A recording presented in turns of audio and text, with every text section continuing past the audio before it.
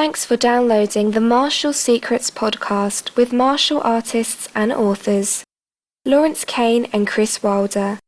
Now here are Lawrence and Kris.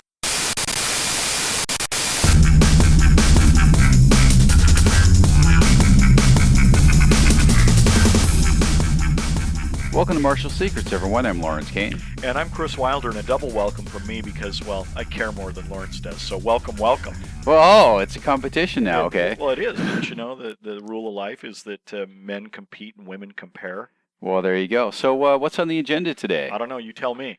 I had that guy arrested. That's number one. Number two, we do our karate. Ellipse, ellipse, ellipse. Ooh. Repetition and counting. And the princess. So, Lawrence calls me up the other day, and now you should know this about, you should know this about me. Everybody should know this about me because why wouldn't you? You're probably, you're brushing your teeth and you're thinking, why don't I know this about Kris? I'm a football fanatic. There's no question. Like anybody doesn't already know that. Okay, yeah. So, and you are also a football fan. You're a fan. I have crossed into the realm of sickness. Yeah, that's true. That's one area that you do have me beat. You are a little sicker about football than I am. Okay. So anyway, I'm standing around in my place, just staring into the void like Putty from Seinfeld, and you go, hey, you want to watch the Husky game? And the answer is yes, because I think the Huskies are going to lose, so I want to see that. And so Lawrence has me come over. I come over. Now, here's the great thing about this, folks, is that he has a much better TV than I have, because I don't have one. Yeah, so that was not a difficult thing to win. You don't own one. Yeah, but Lawrence puts out this spread, which, by the way, that bread pudding was unbelievable. And the serving size was not generous; it was disgusting. Well, what's the point if you're going to make sweet, sugary goodness if you don't share, you know? So anyway, we're watching the game, right? And it's in Seattle, and it's at CenturyLink Field where the Seahawks play, because the Huskies are having their stadium renovated and all of that kind of stuff, and blah blah blah. And we're watching it, and they're like, "Welcome to the game," and they're panning the screen and all this kind of stuff. And they show a bunch of rowdy students, screaming, "We're number one!" Big foam fingers and face painted and everything. And you say to me, "Hey, I know that guy. I had him arrested last game." And of course, which makes me immediately go, "Tell me the story," which he did, and he'll now tell you. Yeah, well, I mean, it's. The sad part is, it's only been a year since I stopped doing this, and after like 26 years of working crowd control and security. Yeah, and I figured they're rebuilding the stadium, and it's a good time to let it go. And what is interesting because it's a cyclical thing. College kids are there for 4 to 6 years ish, depending, and so, they go in waves, but there's always this kind of, it's almost a stereotype to fill, right? You get these guys, they're, freshman, sophomore, you haven't been away from home much, they get a hold of alcohol with their buddies, they show up drunk out of their mind, and, everything else shuts down, but the what's immediately in front of them. So this one guy, at the beginning of the game, the student section in the old stadium, it won't be this way in the future, but it's right on the 50-yard line. And the band sits at the base of the 50-yard line, and at the beginning of the game when they do the Pledge of Allegiance and all this, the flags out and everything, and they do this opening ceremony, and then we have to stop people from coming in during the national anthem. Because the band has been on the field. Right, yeah. Well, we stopped during the national anthem just out of respect. And then as soon as it's over, the band comes off the field and back into the stands. And so as they're going up the stairs... How many kids are in the band? 150? Ish, yeah. It's a pretty good... You got to move 150 people pretty swiftly. And their instruments, right. And so, so we have to stop... So we stop the crowd from coming in just down this one aisle, so that the band can come up, because as they're coming off the field, other people can't be going down and getting the seats, right? So there's always somebody who's drunk and stupid, especially in the first game or two, usually shirtless with paint, by the way. And Well, that's your first indicator. oh yeah, If you're a and face painter, you've oh caught yeah, your attention. when you got body paint, and especially if it's not a really warm game, the first couple games are almost always warm, but especially if it's not a really warm game and all you're wearing is paint, you tend to stand out. And you've drawn your attention. Oh yeah, Yeah. definitely. So anyway, so there's always somebody who pushes their way through when people are patiently waiting, and in this case, it was actually during the national anthem, so it wasn't people going up the double stairs. down, It was double down on the douchery. it's being respectful, right? You take your hat off, you stand there, you pay attention. I'm not much for name calling, but that's a double down. That's not, yeah. Well, there's always someone. It's not like this is the first time. So this guy Somebody shoves fills his that way role. through, Yeah. right? And so we have one of my captains or one of my employees is usually blocking the top of the stairs. Well, this guy comes up and shoves his way past and knocks this girl back almost down these stairs. Now they're fairly narrow. This is built way pre-ADA laws and everything, so they're narrow cement cast stairs. If you fall down that, you're gonna. I'm not even sure a building code existed when those things were built. Well, they probably didn't. It was in the 20s. Yeah. So somebody's going to get seriously hurt, right? So she manages to recover and not fall, but he almost takes a face plant because he's drunk, and as she kind of fell out of the way, he didn't realize there were stairs there. So I reach over and grab him and haul him back up onto the landing, keeping him from splitting his head open, and say, look, national anthem, you got to wait, and then once the band's off the field, then you can go down and get your seat. So, go here with everybody else and wait. And he starts to complain, and, he's got enough alcohol in his breath that I'm practically getting intoxicated from standing in his vicinity, right? So he started early. Oh, yeah. And, at this point, normally I tend to give people a little, the worst thing is to pay to go to a game and not get in, and then on top of that be reported to student affairs and possibly get kicked out of the university because you're drunk and stupid on your first game, your first day as a freshman at the college, right? I tend to be pretty lenient. This guy was just a jerk. So it's like, okay, we've had enough. And there's always officers up near the front because we always have crowd control issues, getting people in. So it was really easy to wave someone over, him, gone, right? So he goes, and I don't see him for 4 or 5 games. I thought maybe he actually, got kicked out. Apparently they took his season tickets, but he managed to buy new ones or something, or a single game or something, because I actually did see him at 1 or 2 other games. And he was, still drunk and stupid, but not as out of control. So anyway, so then we go, beginning this new game, and they're painting the crowd. You see this guy jumping out. Hey, it's that guy. Yeah. The stupid one. The stupid one. Yeah. I had that guy arrested. So there you go. And the thing that was kind of funny, was they're just painting through. It was just a casual comment. Because to me, there's so many people I've had arrested. It's no big deal. And you're like, really? Tell me about it. Yeah, if you're a real martial artist, Lawrence, you'd just take care of it with your own 2 hands right there. Yeah, and then I'd be the one that goes to jail. So, Yeah, well, better to be judged by 12 than carried by 6. Oh, God. Are we going to devolve into this now? Lesson of the story is that if you have a job and you have a role to fill, just do your job and make the process work. Yeah, and if you are a new college kid, or your kids are new to college, get drunk after the game, okay? Seriously, you'll remember it more, you'll have more fun, you won't potentially ruin your life by doing something stupid, at least as long as you don't drive afterwards. And, if you win, you get to celebrate, which we did win. Or if you lose, you get to, forget why you were so down the day before, after the hangover. Good advice from 26 years of experience.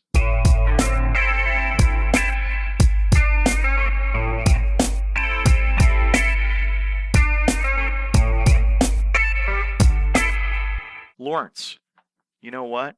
I do my karate the way it was done exactly the day the founder of my system died. Did you know that? No, and I don't believe it either, but tell me more. Now, I run into these folks that actually say that. It's like, I do my karate just like, in this instance, just like Chojun Miyagi did when da-da-da-da-da. I was like, what, 34 or something like that? He died in 54, 52, 54, something like that, Well, you actually trained with Cheenan, who was one of his direct students. But well, right? You know, that's a whole different deal. The thing is that I have trained with Chinen Sensei probably over the several times intermittently over the course of probably 25 years.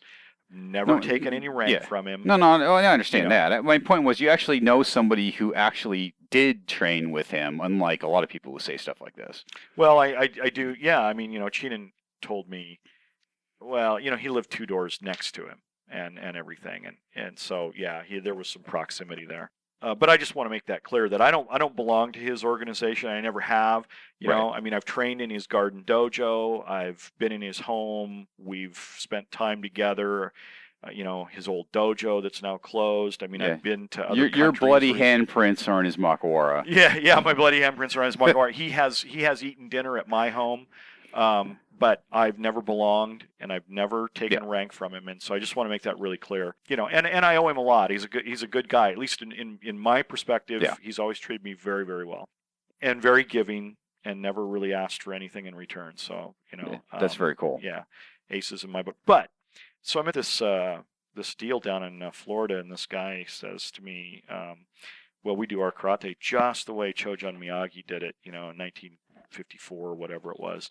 And this one guy kind of saunters by and he says, "Oh, well, why do you freeze that one little part of your world in 1954? And now I'm saying 54 because I think it was 54. It might have been 52, 53. I don't know, but you get the point. Yeah. So if anybody wants to send an email and say, well, it was actually April of 1952, that's fine. But I mean, there are people learn from, Taguchi or learn from Chinen and learn from other people who were around at the time who may actually know exactly what it was like in 50, whatever the heck it is. But the question still remains, why do you want to freeze that part of your life? If it's so phenomenal from that time, then you should go get yourself a 1954 Studebaker and get reacquainted with polio. Well, the Studebaker's kind of cool, but polio not so much. Well, that's my point. Is that through the moderns of science, we now know more about the physical knowledge of the body. I mean, even in the last 40 years. I mean, remember some of the stuff that we did when we were kids in judo and whatnot? Oh, I mean, you can't do that today. I mean, you it's not good for your joints. You don't do bunny hops. That's horrible. It is. Well, I remember. Do you remember the first coach for the Seattle Seahawks, Jack Patera? Didn't allow water on the practice field. That's right. That's what? That's going to make you tough? If you don't die. Silly thought, I mean, think about concussions. The way our kids play football today, and before the season, they get testing. They got all these things to worry about concussions. Back in, at least, when I was doing stuff like that, it's like, how many fingers am I holding up? 7. What day is it? Wednesday? You're still talking. Get back on the field. Let me tell you about. I got concussed one time in a football game, and all I remember was just seeing these 2 guys crack down on me on the line, and I just saw a big sheet of blue. And the next thing I knew, I was in the huddle, and Tom, the other guard, we used to rotate in and out, comes running on the field. I can hear him yelling, "Wilder, Wilder, Wilder," which means that when he's yelling my name like that, I'm to pop out and head to the sideline because he's coming in. Yeah. Same thing when I'm running in screaming his last name, Guile, Guile, Guile, he pops out, right? Right. Mm-hmm. So I hear that, and there's this Pavlovian response to go, oh, I got to get out of the huddle, right? And I look at the huddle and I realize it's the other team. I'm in the other team's huddle. Yeah. I know. There you go. So I run off the side of the field, and this was how. But they put you back in later? No. This is how they treated it. I remember the coach grabbing my face mask, and he said, "Look at me." And I looked at him, and he goes, "What do you do on a 45 crossbuck?" And I said, "Pull." And he goes, "Sit down." And that was it. I never played the rest of the game. Yeah. Well, at least he actually checked. Yeah. But point is that we know a lot more. People can participate safer. We can do stuff that actually builds your body instead of damaging it, right? Because science is better. Yeah. Nutrition. I mean, what we know about nutrition. I mean, huge. I mean, and the availability of it. to the availability of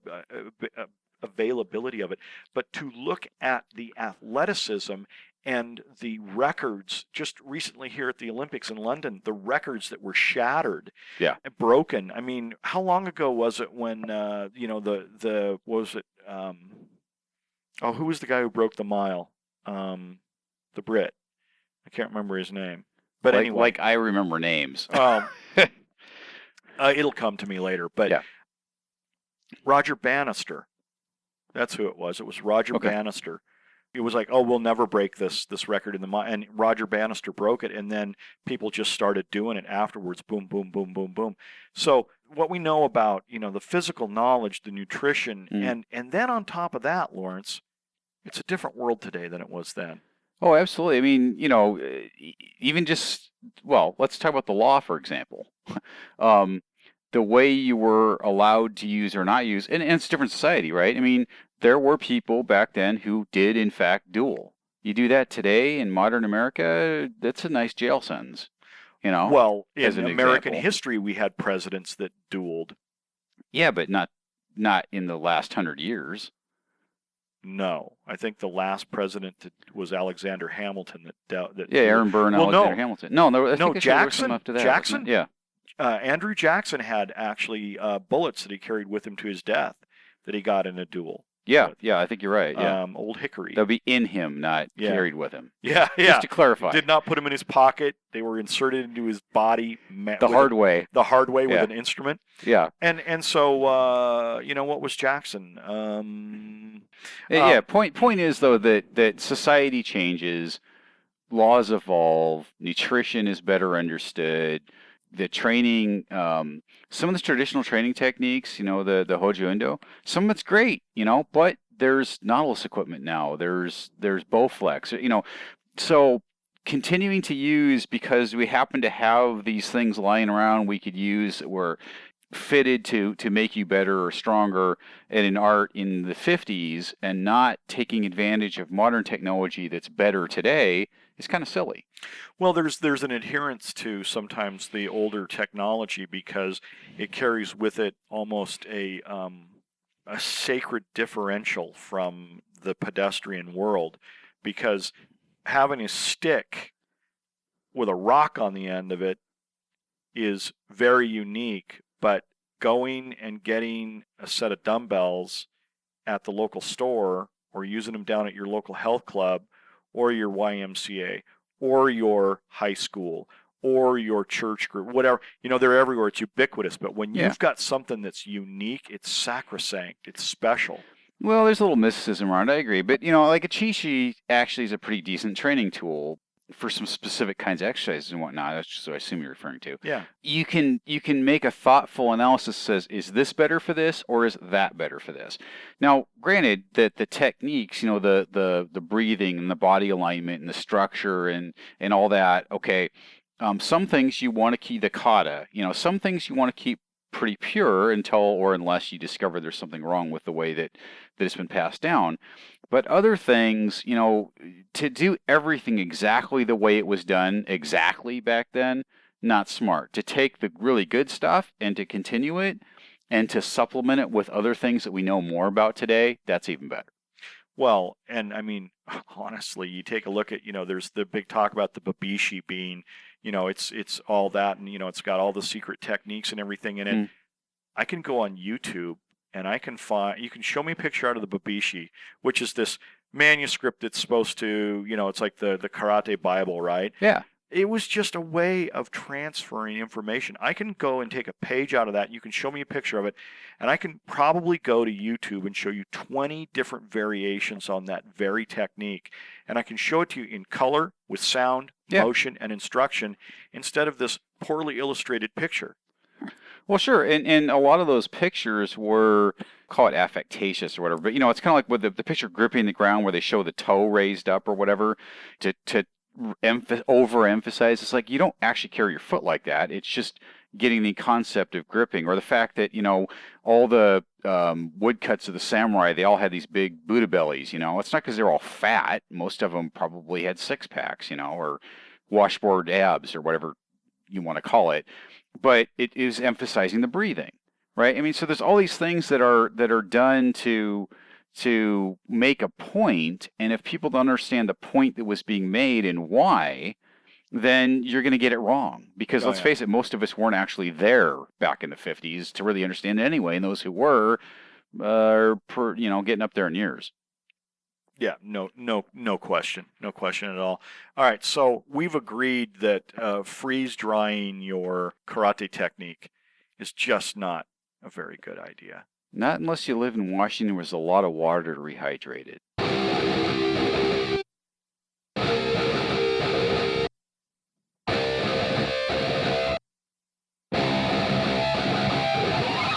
It's free space time, Lawrence. Hit it. Free space.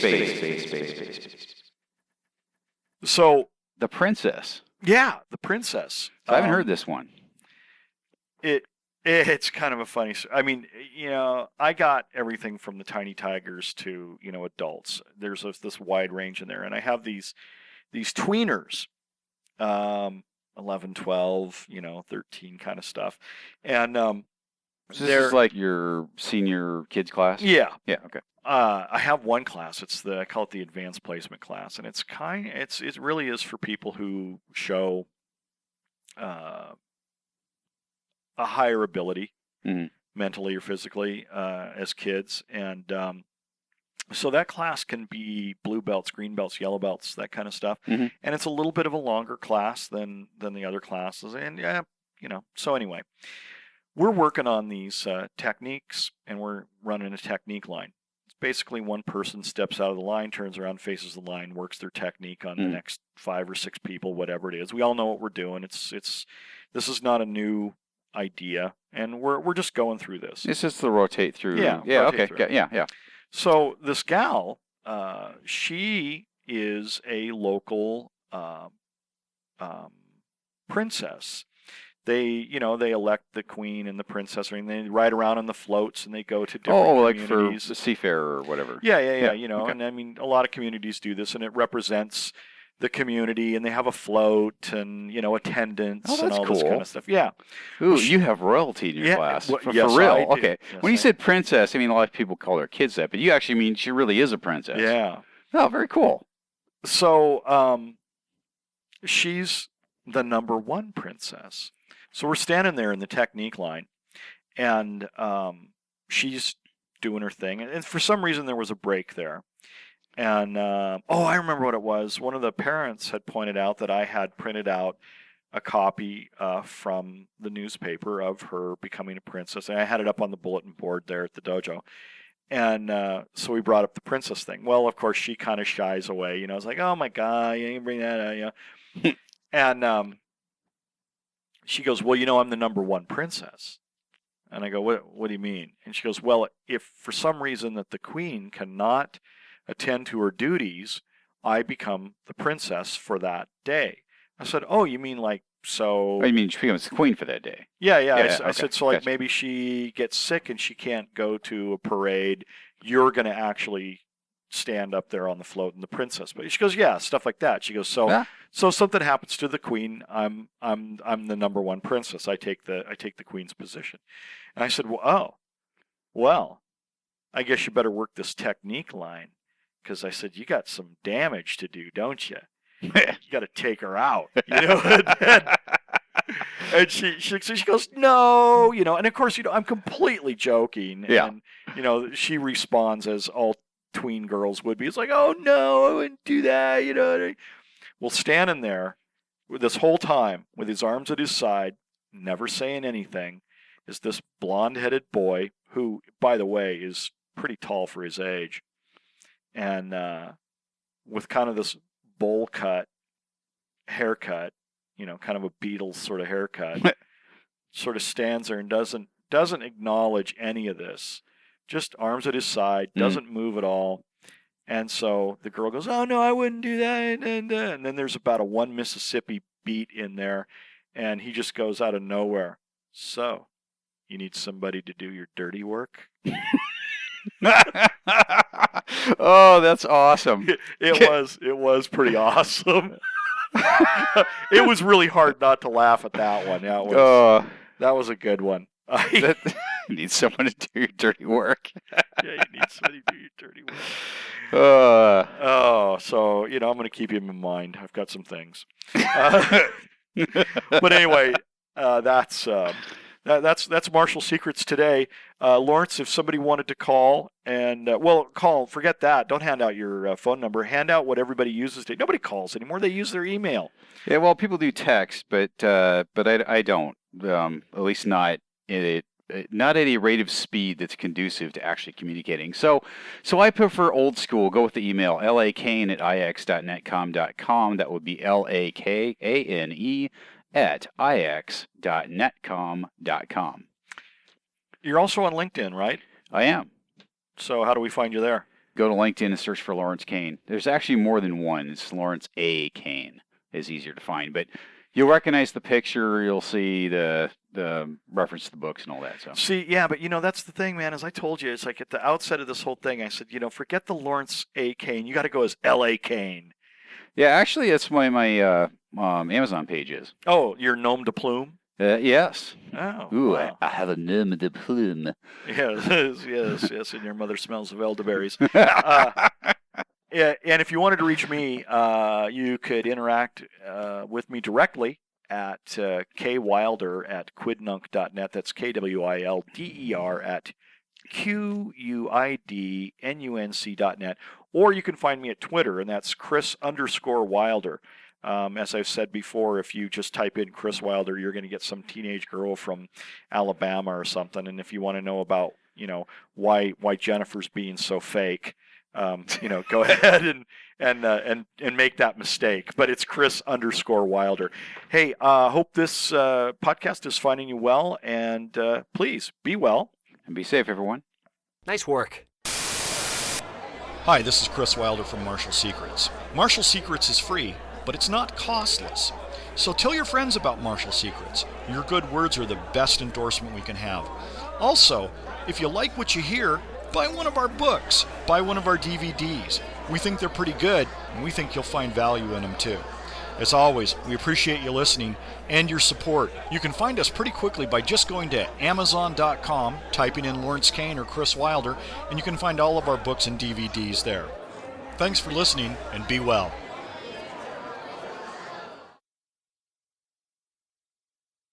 So, you need somebody to do your dirty work?